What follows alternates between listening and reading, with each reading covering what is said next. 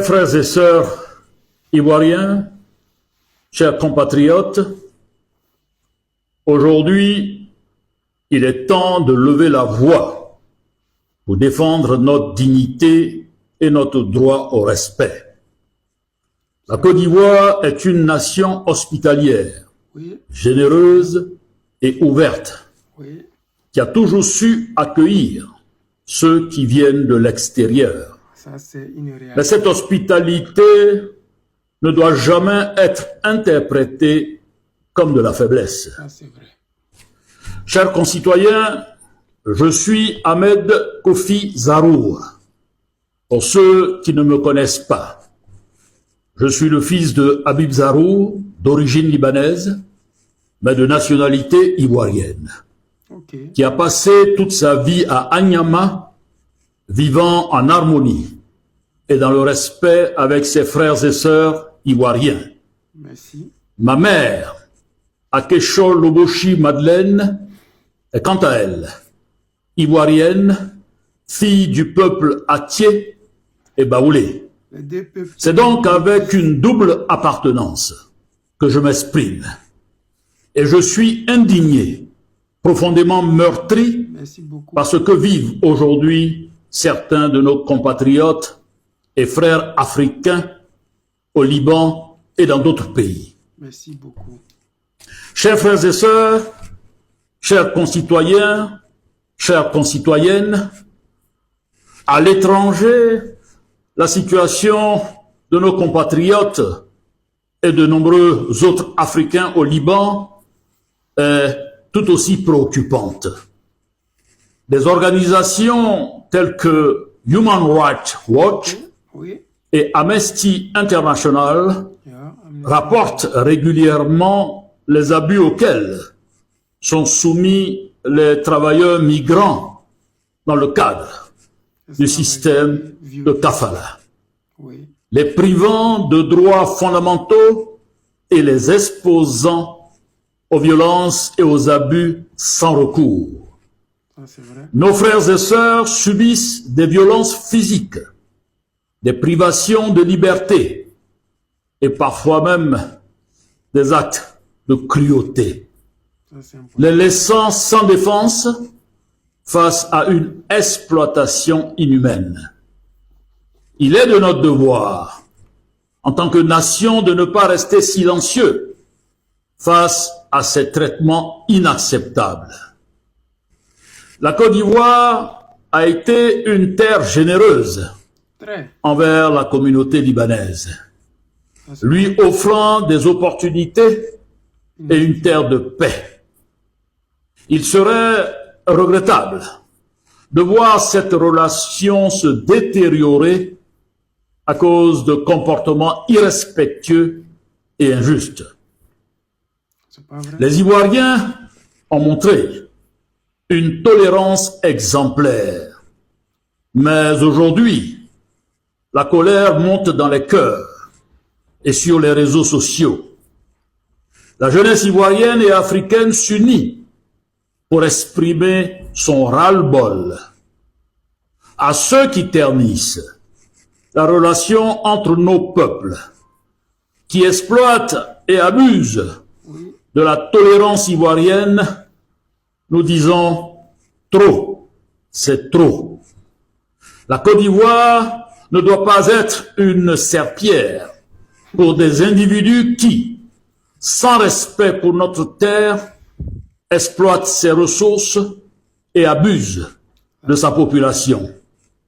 Il est essentiel de rappeler que notre hospitalité n'est pas synonyme de soumission.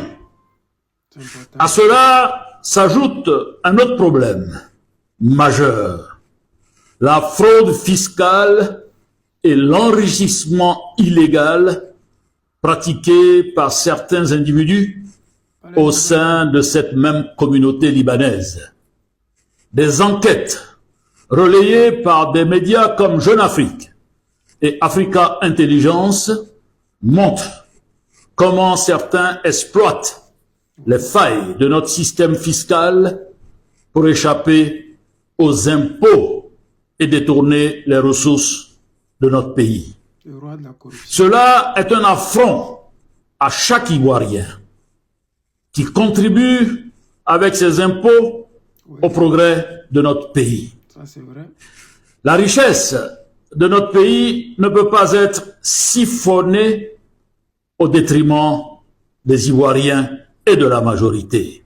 Oui, Chers frères et sœurs, il est important, oui, néanmoins, de reconnaître que de nombreux Libanais intégrés, respectant nos lois et contribuant positivement à notre société, vivent sur notre sol. À eux, nous tendons la main et les invitons à se joindre à nous oui, pour dénoncer ces comportements inacceptables et défendre ensemble une Côte d'Ivoire de justice et de respect mutuel. Nous appelons oui. par la même occasion nos autorités à agir Ça, c'est- avec fermeté par des mesures diplomatiques fortes et des actions concrètes pour protéger nos compatriotes et garantir un traitement juste pour tous. Nos lois doivent être appliquées de manière rigoureuse pour que les droits des Ivoiriens soient respectés, ici comme à l'étranger. ouais, Le respect de la Côte d'Ivoire ça, et de son peuple n'est pas négociable. jamais. Il est temps que ceux qui abusent de notre tolérance sachent que la dignité et la justice sont des valeurs fondamentales pour notre nation. Ça c'est vrai. Il est donc urgent qu'ensemble, nous construisons une Côte d'Ivoire et agissons pour que chaque Ivoirien soit respecté ici et ailleurs. Toi. Les amis, vous venez d'écouter Zorou, ben, je sais pas, Ahmed Kofi, un Libanais qui a nom de Baoulé en même temps à Thiers.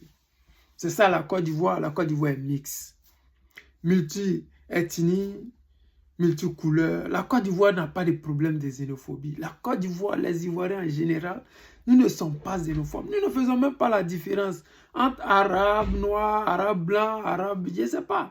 Entre gourou, guéré, il n'y a pas de discrimination en Côte d'Ivoire.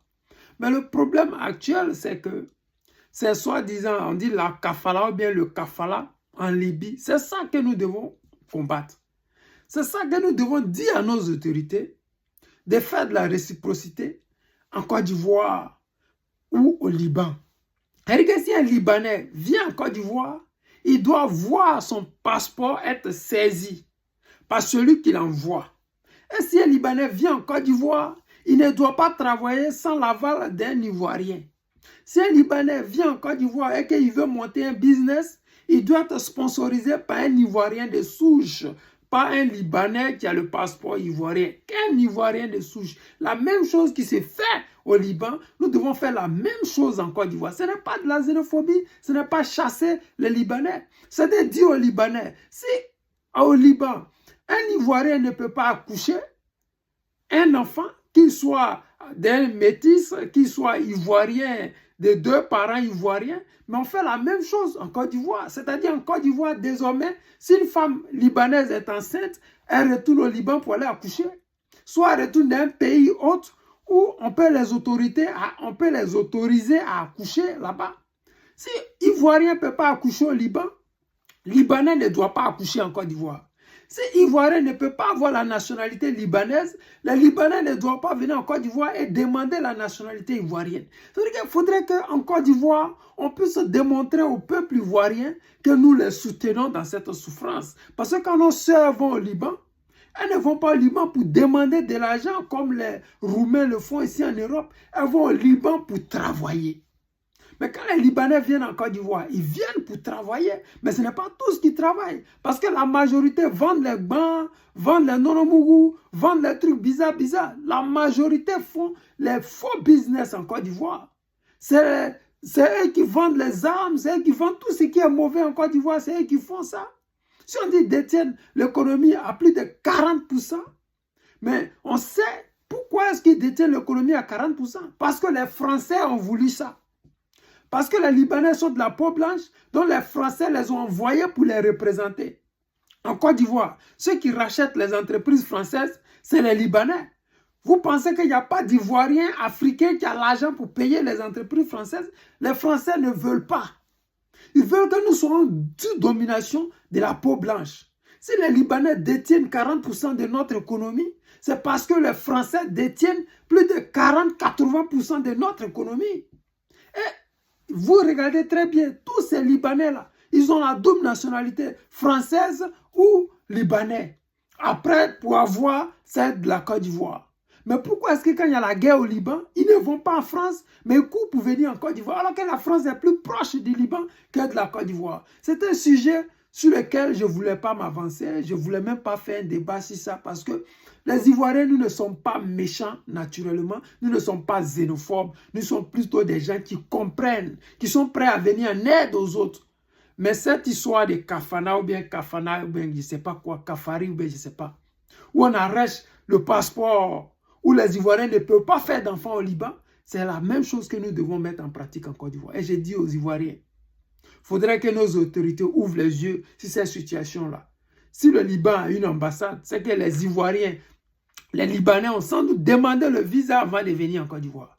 C'est que sans doute, si le visa coûte plus de 100 et quelques ou 200 $, c'est que les Ivoiriens, l'ambassade ivoirienne au Liban a eu beaucoup d'argent pour recevoir plus de 2000 Libanais en Côte d'Ivoire. Donc nous savons que l'ambassade de la Côte d'Ivoire au Liban s'est enrichie avec l'afflux des réfugiés, parce que ce sont des réfugiés, ce ne sont pas des Libanais qui viennent en aventure, ce sont des réfugiés. Donc ces réfugiés, nous allons les accueillir, mais nous allons demander aussi des comptes au gouvernement de nous expliquer tous ces Libanais qui viennent là, où ils vont aller.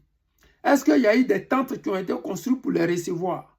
Est-ce qu'il y a des maisons qui ont été bâties pour les recevoir? Comment est-ce que 2000 personnes peuvent rentrer dans un pays sans qu'on ne sache où ils vont et qu'est-ce qu'ils font? Les amis, je ne veux pas être long. C'est un sujet qui me dérange un peu parce que Ivoirien de nature n'est pas raciste, n'est pas méchant. Mais cette histoire des Libanais là, il fallait qu'une autorité libanaise ou métisse libanaise parle pour que moi je puisse sortir, parce que je vois le gouvernement qui triche un peu, qui essaie de ne pas en parler, mais bon, hélas, ils ont les mains liées, parce que c'est un gouvernement de corrompus. Quand les gens sont corrompus, ils prennent l'argent des Libanais. Les Libanais sont comme les Français, ce sont des corrompus. Ils aiment les gens corrompus. C'est pour cela qu'ils ont toujours combattu le guide président Laurent Gbagbo qui ne touchait jamais cet argent sale-là et qui a toujours voulu que les gens travaillent pour la nation ivoirienne, pour les Ivoiriens en général. Je ne veux pas être long, c'était le président Lota, l'ami des dirigeants qui se respectent.